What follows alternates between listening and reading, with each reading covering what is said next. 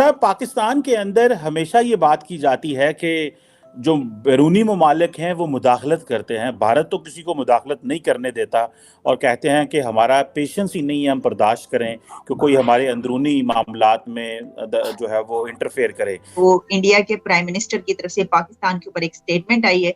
वो पहुंचे हैं जापान G7 समिट में शिरकत करने के लिए, इनवाइट किया गया और वहां पर उनको सर रेड कारपेट वेलकम दिया गया। कि जो टेस्ला है उसने लास्ट ईयर भी इंडिया में आने की कोशिश की, लेकिन वो कहते थे पहले हम मार्केट को टेस्ट करना चाहते हैं, हम पहले गाड़ियां इंपोर्ट करना चाहते हैं, लेकिन इंडिया ने अलाउ ना किया। और आज दोबारा फिर टेस्ला जो है वो इंडियन मार्केट में आया है। तो इंडिया के अंदर और प्राइम मिनिस्टर मोदी तो ये कह रहे हैं ये हमारी जीत है, ये मेक इन इंडिया अर्ज की थी कि इंडिया जो है ना, एक सीलिंग जो होती है किसी भी मुल्क या पर्सन फॉर दैट पर्पस के आगे, उसको वो तोड़ चुका है।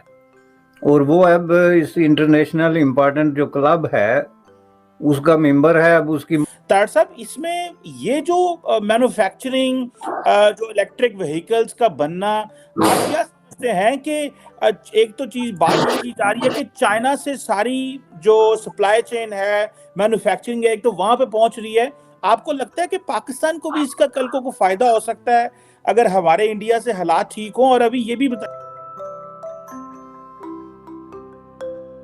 जय हिंद दोस्तों, welcome to now India time. दोस्तों, जैसे कि आपने क्लिप में देखा कि पाक मीडिया डिस्कशन कर रहा है कि जो कोई भी देश चाहता है पाकिस्तान को बजा के चला जाता है घंटियों की तरह। इंडिया को कोई कुछ बोल भी नहीं सकता है कि कोई कुछ बोलता है तो मुंह तर जवाब मिलता है इंडिया की तरफ से। पाकिस्तान को ही क्यों बोलता है बाकी देश कि साथ ही साथ पाक मीडिया ये भी डिस्कशन कर रहा है कि देखो प्राइम मिनिस्टर मोदी को G7 मीटिंग में जापान में कैसे स्वागत किया गया रेड कारपेट से, वहीं पर हम पाकिस्तान को कोई पूछता भी नहीं है। और दूसरी तरफ टेस्ला जो भाग गया था पिछले साल, अब वही टेस्ला इंडिया में हाथ जोड़ के आ रहा है कि हम इंडिया के अंदर ही मैन्युफैक्चरिंग करेंगे ताकि इंडिया के अंदर बिजनेस मिल जाए। दोस्तों, आइए पाक मीडिया का और आगे का चर्चा सुनते हैं। अगर वीडियो अच्छा लगे तो like, comment, share and subscribe कर देना प्लीज।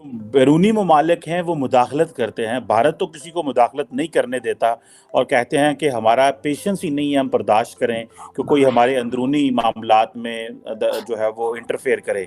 लेकिन हमने अमेरिका में दो चीज़ें देखी हैं। एक तो अमेरिका के जो साबिक एलची थे for Afghanistan, special representative for Afghanistan Zalmay Khalilzad, वो कॉन्टीन्यूसली ट्वीट्स कर रहे हैं और पाकिस्तान की सियासत के बारे में वो कहते हैं वो बड़े कंसर्न्ड हैं।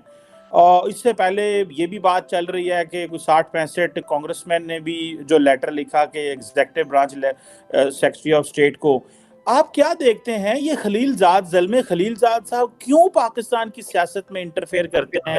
क्यों वो समझते हैं कि चीज़ें डिस्टेबलाइज हो रही हैं और वो ये तो कहते हैं कि सारा खित्ता डिस्टेबलाइज हो जाएगा? सर, आप वाशिंगटन डीसी में हैं और आप ट्रंप एडमिनिस्ट्रेशन को भी देखा है और आपने काम किया है फॉर्मर प्रेसिडेंट ट्रंप के साथ। आप क्या देखते हैं इस तरह की स्टेटमेंट्स की क्या वैल्यू है और how do you see this impact of this statement in Pakistan as well?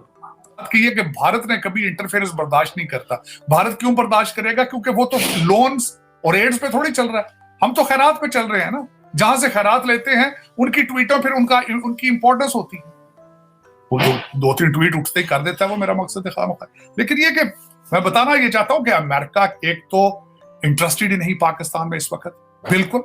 दूसरा, उसमें मैं बताना चाहूंगा कि अमेरिका के इस वक्त रेडार पे पाकिस्तान ना है, ना उन्हें चाहिए, और उनको कोई जरूरत हुई भी तो आपसे नहीं वो पूछेंगे। वजह ये है कि वो भारत को नाराज करना अफोर्ड ही नहीं कर सकते। बल्कि इस वक्त मैं बताऊंगा आपको कि how they are taking their relationship to the next level, लेकिन ज्यादती है जी। मैं तार साहब इस पे एक और बात करना चाहता हूं कि मैं देख रहा था कि जो टेस्ला है उसने लास्ट ईयर भी इंडिया में आने की कोशिश की, लेकिन वो कहते थे पहले हम मार्केट को टेस्ट करना चाहते हैं, हम पहले गाड़ियां इंपोर्ट करना चाहते हैं, लेकिन इंडिया ने अलाउ ना किया। और आज दोबारा फिर टेस्ला जो है वो इंडियन मार्केट में आया है। तो इंडिया के अंदर और प्राइम मिनिस्टर मोदी तो ये कह रहे हैं ये हमारी जीत है, ये मेक इन इंडिया की। तार साहब, इसमें ये जो मैन्युफैक्चरिंग जो इलेक्ट्रिक व्हीकल्स का बनना, आप क्या समझते हैं कि एक तो चीज बात की जा रही है कि चाइना से सारी जो सप्लाई चेन है, मैन्युफैक्चरिंग है, एक तो वहां पे पहुंच रही है। आपको लगता है कि पाकिस्तान को भी इसका कल को फायदा हो सकता है अगर हमारे इंडिया से हालात ठीक हो? और अभी ये भी बताइएगा कि मोदी साहब जो है जापान गए हुए हैं, what do you make of that as well तार साहब? चीमा साहब, टेस्ला, बिल्कुल मैं सही बात ये कहूंगा कि भारत की जीत है। पिछली दफा जब टेस्ला वाज इंटरेस्टेड इन, तो टैक्सेस इश्यूज थे इनके ऊपर, जो भारत के अंदर इंपोर्ट टैक्स बहुत ज्यादा थे, और उस पर टेस्ला ने gave their package but Indian refused। तो मैं समझता हूँ ये वाकई इंडिया की जीत है कि they are getting whatever according to on their own terms।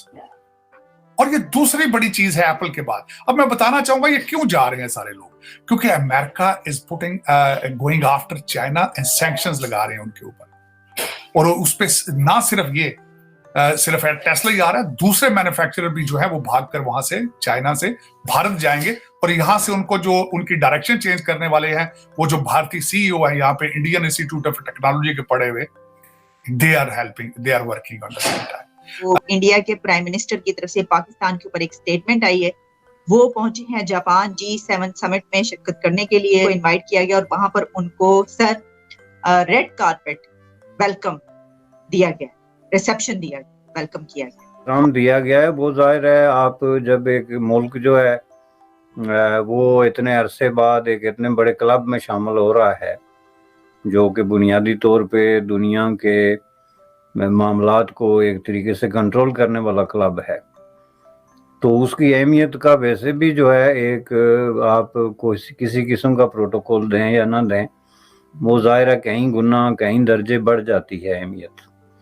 तो उस हवाले से जाहिर है कि इसमें जो है ये इसकी रिफ्लेक्शन आपको नज़र आ रही है, जो उनको वहाँ पे मीडिया अटेंशन या जो प्रोटोकॉल जो लोकल ऑफिशियल्स की तरफ से और इस तरह मिल रहा है।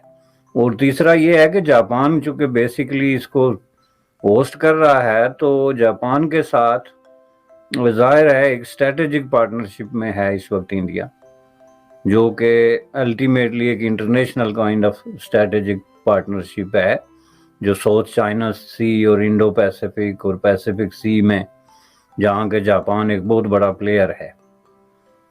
तो इस हवाले से जाहिर है उनका भी एक फ़र्ज़ बनता है कि वो अपने एक न्यूली फाउंड पार्टनर को जो है वो किस तरीके से एकोमोडेट करते हैं और उसको हाईलाइट करते हैं।